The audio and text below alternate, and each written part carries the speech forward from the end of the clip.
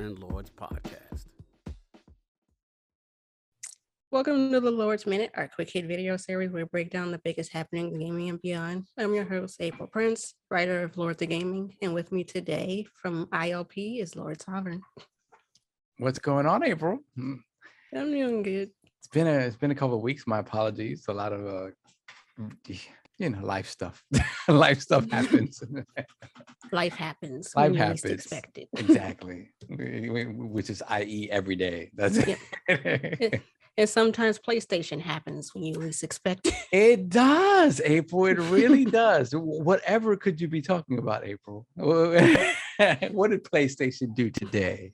I mean, we all love a little Roman mythology, I think. A little Spartacus, as they call it. Yeah, Spartacus. So it was leaked by Jason Schreier. Shout out to Jason Schreier getting scoops, as he is known to do. So yeah, PlayStation has what they deem to be a Game Pass. They haven't said anything, so I can't say they deem it to be. But yeah, there is a competitor in the works for Game Pass on the PlayStation side, and it's codenamed Spartacus.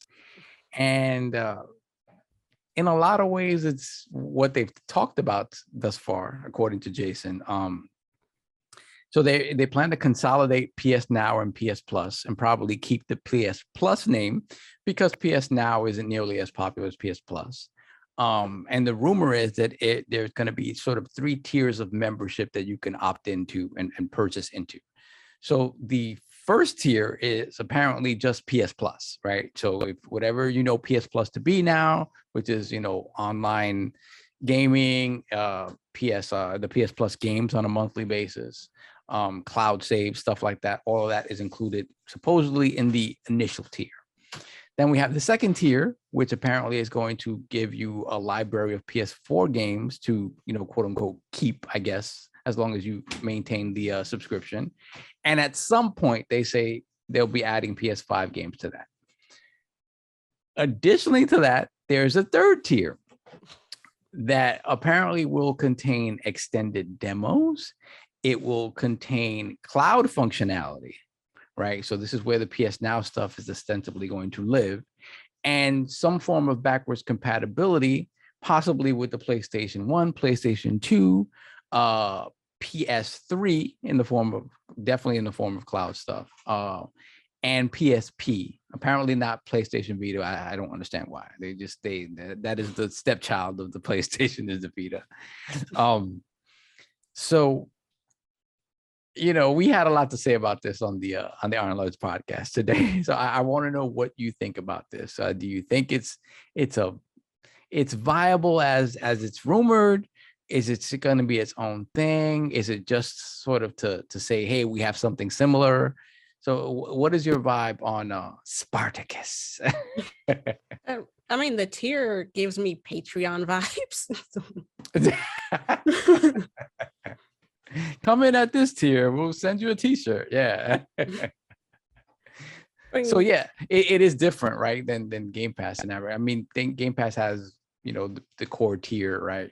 The $10 tier. Then the ultimate is $15 as opposed to regular Game Pass, which is $10 for each one. If you want either Game Pass PC or Game Pass console, it's $10 a piece without the extra stuff. So there are tiers there, but this is a little bit different. So tell me what you think about it. I mean, even with PlayStation Plus, I have not explored PlayStation Now very much, so I don't really know as much about it. But like PlayStation Plus to me has always felt like, how big of a PlayStation fan are you? Like, because most people that get like those things like PlayStation Now, PlayStation Plus, those are competitive players in my experience, because you need online functionality to do multiplayer, to do these like competitions and stuff. So yeah, it's mostly people that stream or do those, or right there, because you for a long time remember that you didn't need PS Plus to play online on PlayStation. And I think, and with the PlayStation 4 that changed. So yeah, that for a long time that was true for me. I have PS Plus because I just said I don't ever pay retail price for it, right? Usually I'll find a year, which is supposed to be whatever, $60 for the year or something like that for PS Plus. I can usually find it for $35, $40, sometimes even $30, you know. So, and then I'll buy a couple of years at a time and I'll stack them. So right now I think I'm stacked until 2025 or something like that. Oh, so you hit the Black Friday sale. Yeah, exactly. Because throughout the year, you're always going to find it. Same with, you know, Xbox Live Gold and stuff like that. And even with Game Pass Ultimate, you can find, you know, 3-month deals, 6-month deals sometimes, and buy it that way, and then just stack them one on top of the other. So I have it. I like the fact that you get those, you know, your quote unquote free games, because they're not free, you're paying for it. But I like the fact that they're giving you a selection every month. That selection has generally been better, especially this generation, and the back end of last generation has been better than what Games with Gold gives you. So, you know, that it is definitely a plus in that regard.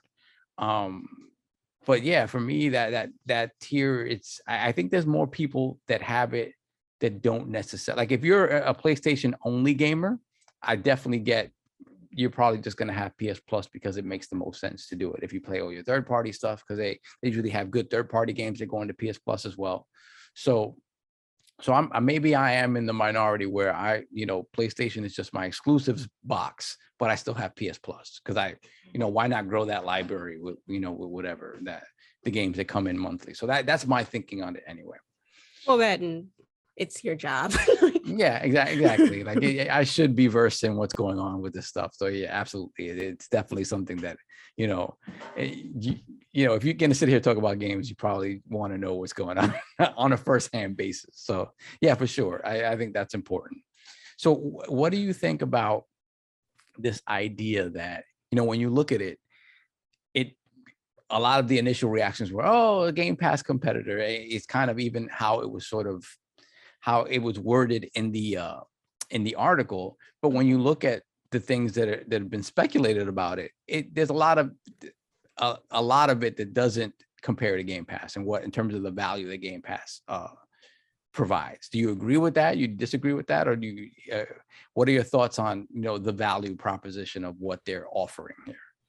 Well, even though I'm mostly a PlayStation player, like I own PlayStation consoles, like I've never been into the whole console war thing. So for me, when it's like, when they come out with a service or something, I compare it for what it is. The value that it has to you on that platform. Yeah. And these two companies are going to have two different models of how they do stuff. Like, yeah, the way Xbox operates or Microsoft operates and the way Sony operates, those are different business models, because Microsoft is integrating Xbox into their PC division and everything. So the way they're doing things is going to be completely different than how Sony does it, because I don't think Sony makes computers that I know of. No, not anymore. They used to make the Vio. Remember the Vio laptops, and they've had desktops for a while. But I think for me, one thing that you mentioned that I definitely agree with is that when you look at the reach of Xbox that it's going for, right, with Game Pass and, you know, the cloud and Game Pass PC, it's looking for a much broader audience, as opposed to this with PlayStation. At least what we've heard so far. Again, we're speculating because they haven't spoken about it, but it seems like it's more about the console, and Xbox is looking way beyond that, right? It seems like it's sort of isolated to the ecosystem on the PlayStation, which is fine.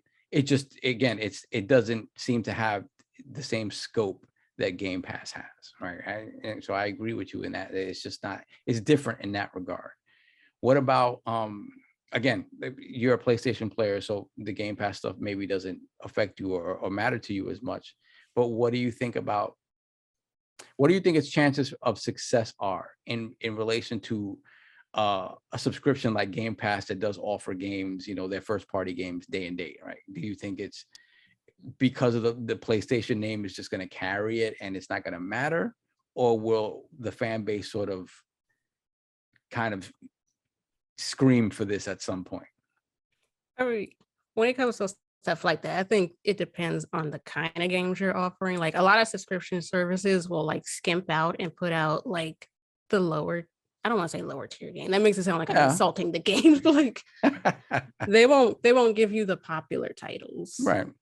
But I feel like PlayStation would, like, even if they don't do it all the time, every once in a while, you're going to get that one gem where it's like, okay, I have to get the service because I want that game.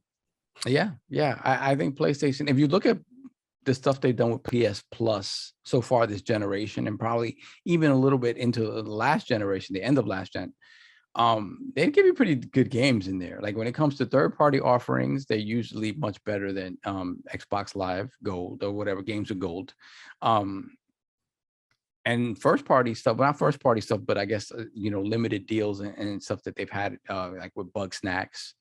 What the heck was the other game? The Destruction All Stars and stuff. That a game that was initially selling at the launch of PlayStation for $70, and then they decided to hold on to it and make it free to play. So they have things like that they've done to sort of bring up the profile of PS Plus.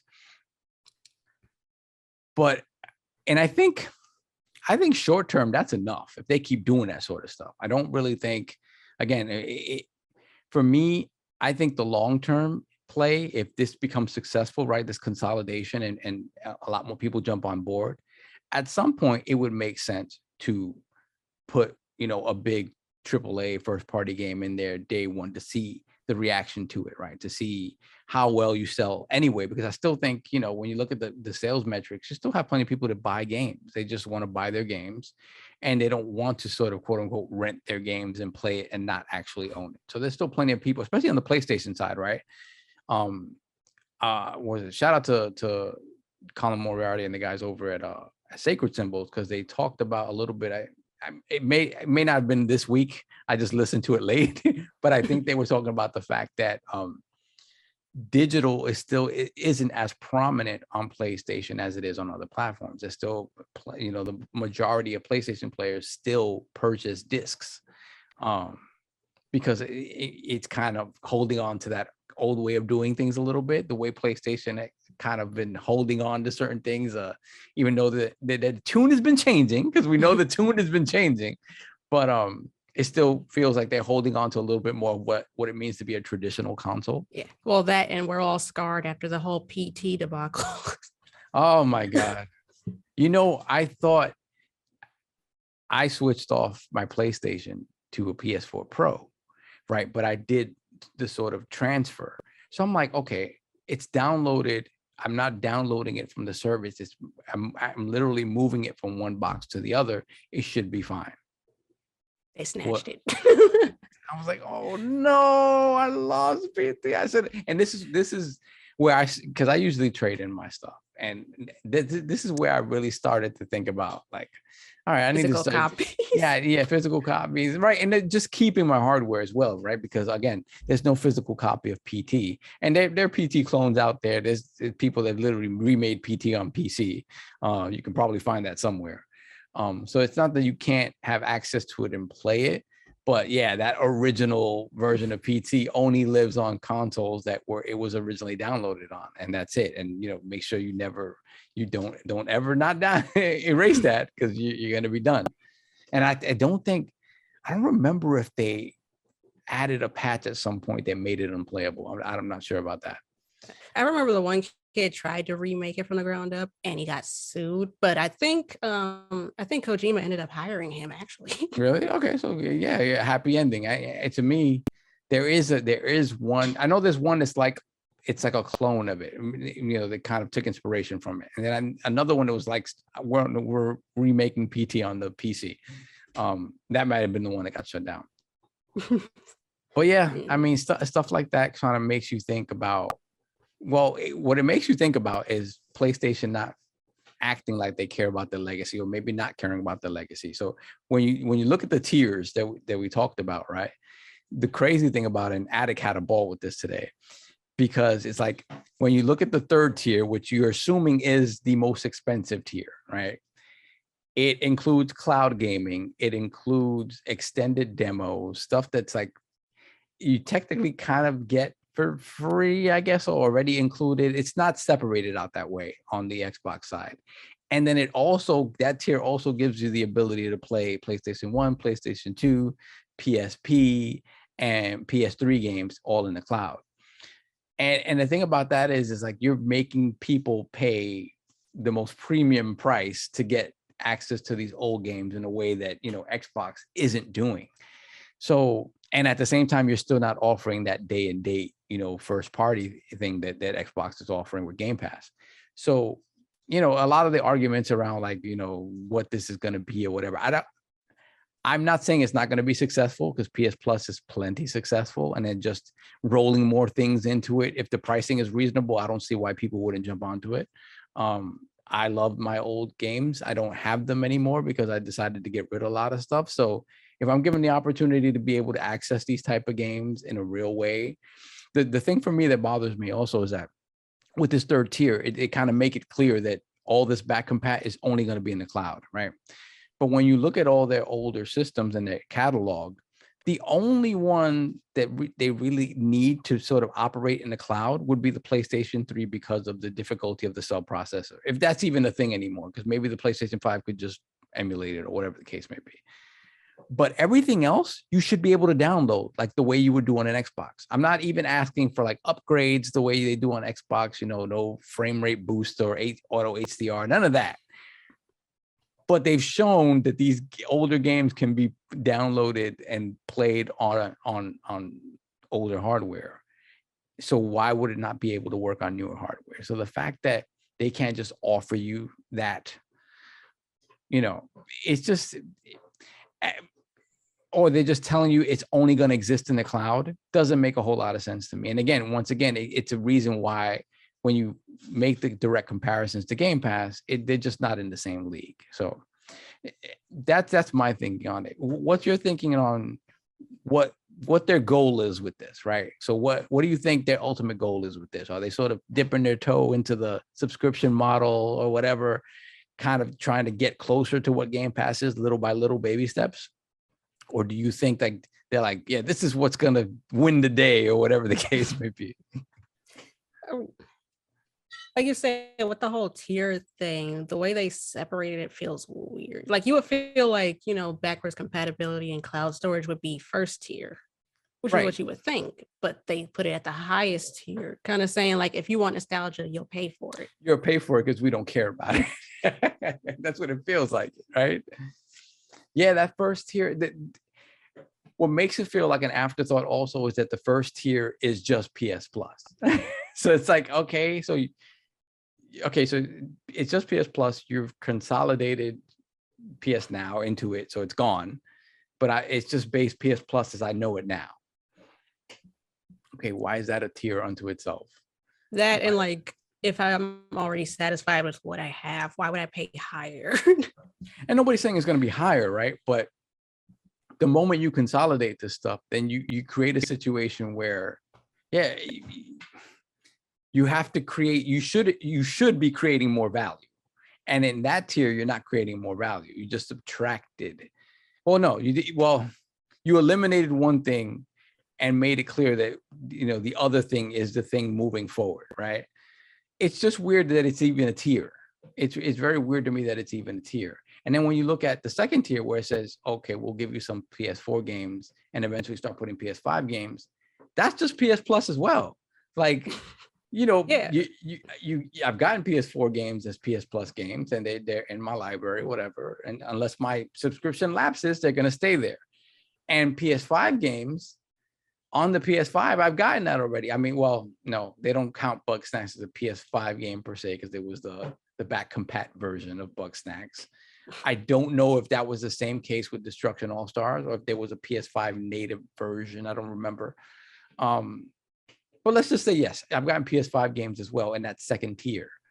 So it's like all of that stuff has already sort of been in some way, shape, or form in PS Plus. So the only different thing is the third tier is just essentially the PS Now tier. Like if you want to access what both of these services offered initially, you have to go to this tier. This is the only tier it's going to be available in. And it doesn't feel like there's any thoughtfulness behind like, how do we mix and match these things to really provide the most robust and most, you know, consumer-friendly package for our customers? And it just feels like there's nothing consumer-friendly about it. And I think I commented that it's like, well, it just feels like it's kind of lip service, it's optics. Like, hey, we're gonna shut down PS Now because optically it's not doing well. We're just going to consolidate, and little by little we'll take baby steps toward, something that looks more like Game Pass. But when we say baby steps, I really do feel it's baby steps. Like, I don't really feel like, well, that and the way it's set up, it looks less like tiers and more like a cable package. Right. It's like, oh, and the way cable packages are now, right? Where you can like piecemeal this and piecemeal that. In a way, a tier is building upon, not, these are two different things. Exactly. And that's the thing, right? So, I mean, my belief is that if you take tier 3, everything in tier 1 and 2 comes along with it, right? It makes sense. They didn't make that clear, but I would think that's what it is, that it's not, hey, this tier is this and this tier is that. Like, if you get tier 2 and you're assuming that all the tier 1 benefits are in tier 2 and they're not, that's a problem. So it's just weird. I don't know. Again, we don't know. We haven't heard it from the horse's mouth. This has all been leaked and speculated upon. Obviously, we trust Jason Schreier's reporting, so it's probably true. They're just not ready to talk about it. So we'll see what it is as a final product. But at least in speculation, it just feels like, hey, Game Pass is doing well. We have to acknowledge that. We have to show that we're gonna dip our toe into this type of subscription as well, to show that we're standing with them, even though when you really look at the services, they're not the same. They don't necessarily offer the same things at all. And we'll see how far that carries us, because at some point, the question becomes, hey, can we just keep riding this way and have people jumping on and get this back compat and this cloud stuff, and that's enough for them as long as it's enrolled in all in one thing? Or do we have to step up our game and say, hey, okay, Xbox is killing it. We're gonna have to really compete and maybe throw them a bone every now and again with a first party game, maybe not day and date, maybe a month out after launch or something like that, whatever the case may be. But I think it creates an interesting dynamic where, there were a lot of comments about how the market would speak as to whether Game Pass is successful or not, right? And I think the fact that the market leader has had to sort of pivot a little bit and say, hey, this thing that you did is working, means that, the market has spoken and Game Pass is viable. It's viable. It's exciting to the consumer, and that gives it even more viability. So to me, it's just funny that the people that were like, never happened. Here we are in this beautiful new future where it happened. It's sort of PlayStation going like, I do too, and like, you do what? Yeah, exactly. I do Game Pass. It's like playing horse, but you don't quite mimic what the one in front of you is doing. It's like, oh, kind of, sort of, we're in the same lane, but you don't do it with the same amount of finesse that I do it, or whatever, whatever the case may be. So, yeah, I mean, that's all I have on that. It's going to be interesting to see what this actually is when they do decide they want to talk about it. The rumor is spring that it's going to be launched, so we may hear about it, January, February more when they're ready to talk about it. And it's going to be interesting because, again, I think King talked about this today, which is true. Sometimes because you can do something or should, it doesn't mean you should do it, right? And I think even though I kind of saw this in the future, the tea leaves is the future, you have to sort of dip your toe in a little bit. I think PlayStation can still get away with being old PlayStation for a little bit, at least in terms of how they release games and how they sell you games. I think they could afford to be that for a little bit longer. And we're still making the transition from PlayStation 4 to PlayStation 5. The PlayStation 5 hasn't reached its full potential yet. It hasn't. So it is going to be just interesting to see what PlayStation is evolving to be, right? Because, you would ask me 2 years ago if PlayStation would be doing anything like this, if PlayStation games would be on PC, PlayStation games, in a service. No, in no way, shape, or form. But here we are. This is the future. This is where we are right now. And it's just interesting to see how they pivot. right? Because they've had to sort of pivot and evolve and change. So it's gonna be a show, that's for sure. whatever the future holds is gonna be a show. That's all I have on it. And we know when it drops, ILP will be a show. Oh yeah, ILP King will have things to say. That is for sure. As will we all. Yeah, so that's all I have on that. Spartacus. And to those of you in the community, whoever wants to make the I got PlayStation Spartacus so you don't have to video, send it to us. Yeah, send it to us. We'll put that up on Twitter. Make sure it gets we'll get the algorithm, the algorithm right for that, so that SEO is popping.